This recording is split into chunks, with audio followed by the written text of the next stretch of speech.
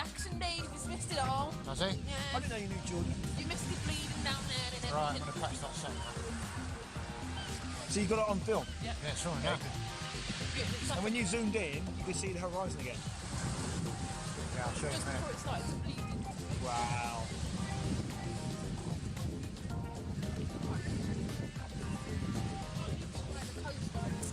I might get the little blip. Go on, give me the blip. I want the blip. You want the blip? I want the little green flash. Go on. Oh, go on. Oh. Go for it. Oi. Here we go. Oh, shit. Shit, bro. Is that what it does? It's going green. Whoa. Fuck, that went right. Go.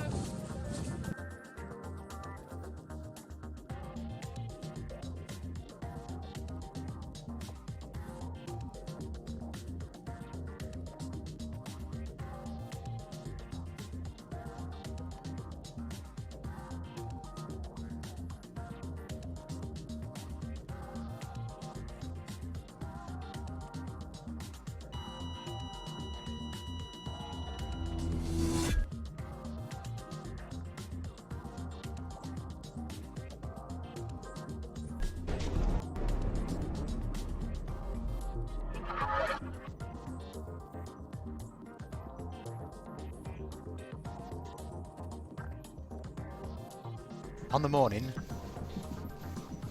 of the 18th of February 2020, we had an astronomical event called a lunar occultation, where Mars passed behind the crescent moon. As you can see from the video, Mars has passed behind the crescent part of the moon. And during this time-lapse footage, approximately 1 hour later, Mars would emerge from the shadow part of the moon, proving beyond a shadow of doubt that the moon is not a transparent object. And there you can see, Mars has now appeared beyond the shadow part. Daylight's coming now, Mars is starting to fade. Here's some alternative footage, what was captured. And again, there you have it. Mars does not appear until it clears the whole disk of the moon. Now I've been capturing the moon for over 4 years now. Here's a few shots I've captured. What I've done, I've overexposed the images so you can see the unlit part of the moon. And what you'll notice is you can always see the whole disk of the moon, but you can't always see it with the naked eye. Even during the daytime as well. Let's look back on an old presentation that I put together back in 2018.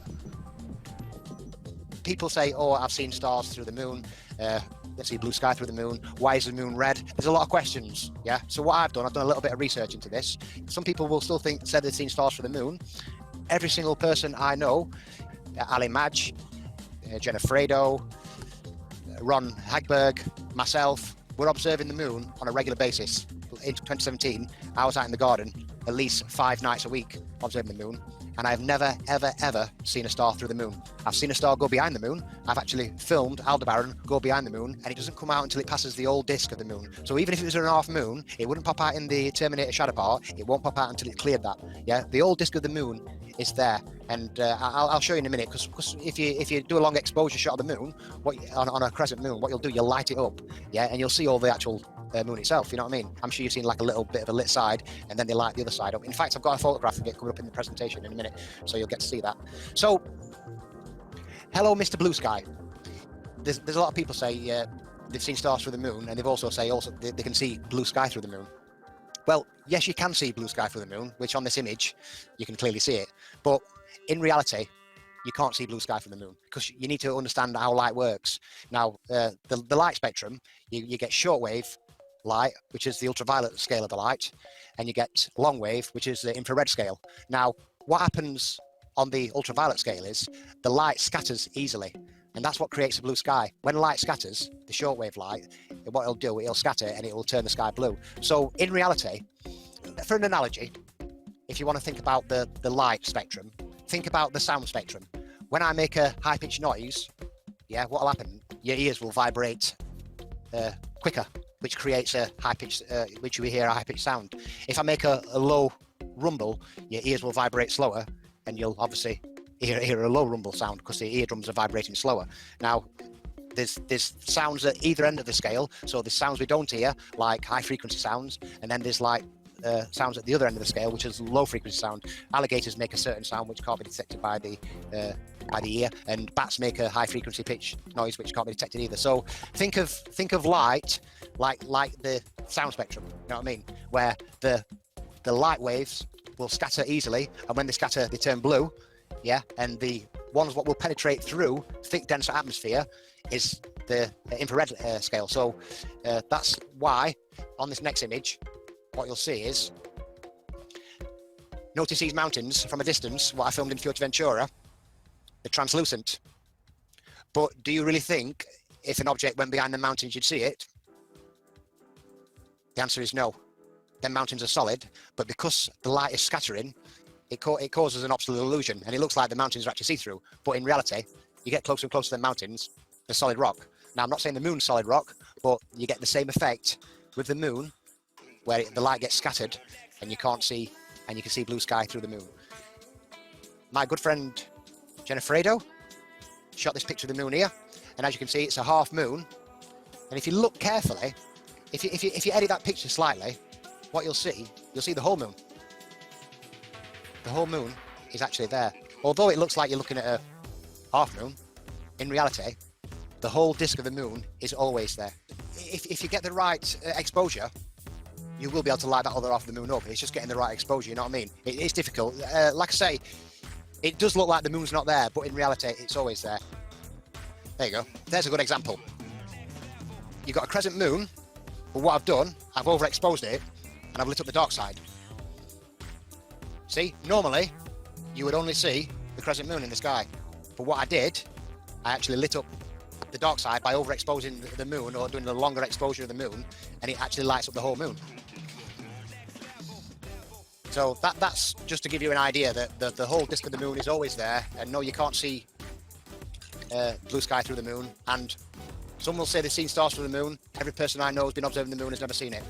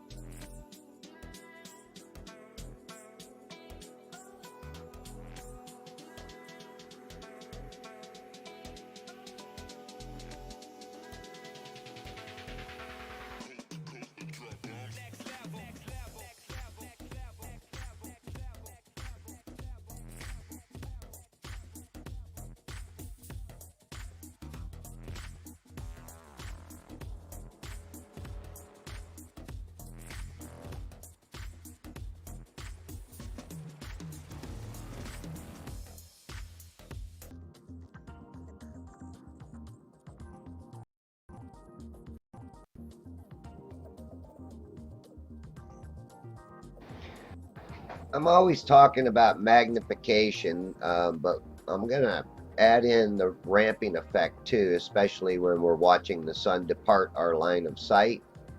We always have our perspective, number one, to deal with, but then we have our convergence line. And when the convergence occurs, you cannot see past a convergence, by the way. If you ran two parallel lines when they met, if you tried to see beyond them, all you'd see is the two lines meeting.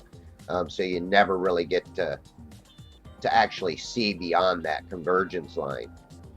And that's something that, you know, even Globers don't, I don't think fully understand how, if you wanted to talk about convergence, the only way to get past that convergence is to have basically a bigger, better zoom, which, you're only going to have angular resolution to a certain point anyhow. So you got to take that into consideration too. And a lot of people don't. Now, one of the good things about this too is not only did I catch the sun, I always say too, it misshapes, it displaces the sun's shape to more into a oblate spheroid instead of an actual true full circle. And at times it is a true full circle, but when it gets towards the horizon, it seems to shape shift. And one of the ways that I'm going to show it is I'm going to take a screenshot out of this picture right here shortly. And I sped a lot of this up, 5 times the speed, and then I slowed it down for this portion. I take a screenshot right around in here, and then what I do is I take and put a circle on it, and you see how it should be completely out of the screen, but it's not. It's still within the screen at the top, but it is bigger at the bottom. So every time it goes through these different density layers, it actually does get magnified, and that's why it seems to maintain its size. And it's not due to, Globers always say, well, it should get smaller, but like I say, every time we see it go through these different density layers, it actually gets bigger. So in turn, it would be like having a pendulum above your head with a circle on it. It's only going to go, it's going to be the same distance whether it's straight up above or whether it's out in front of you. The difference is the convergence lines, perspective. Now here I'm adding on another filter, and I wish I would have got a little better of a focus on this. I didn't quite get a good focus on it, but right here is where it starts hitting the water. But then what I want to do is I want to show the sunspot here, how you cannot have this happen unless there is a ramping up effect of this mirroring that occurs over the water. And when you have this mirroring, it literally does ramp up. Now, would we see the sun get smaller if this ramping wasn't there? It's quite possible, but again, like I say, it's constantly getting magnified, and when you magnify an object, it gets magnified all the way around. So there is a magnification happening, and right here you can see, you would not see that if that surface was completely flat. Now, is it the water that's mirroring? No, it is the atmosphere that causes this mirroring effect, and it causes this ramping up effect. So we're getting cut off at the horizon. That's why you see boats appear to be cut off sometimes. And then again, on clear days of visibility, I've been actually closer to the water, lower to the water, and was able to catch a boat much further out than on other days where there's heavy mirroring. The boat seems to be cut off. It's bigger, it's closer, but yet it's still being cut off. Now, is that due to curvature? No, it's due to this mirroring effect occurring.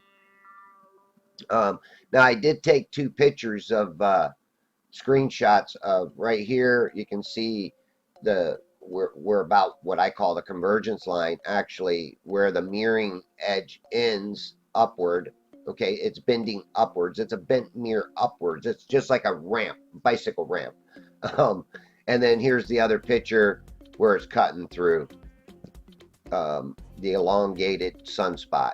All right, thanks for watching. I hope it helps.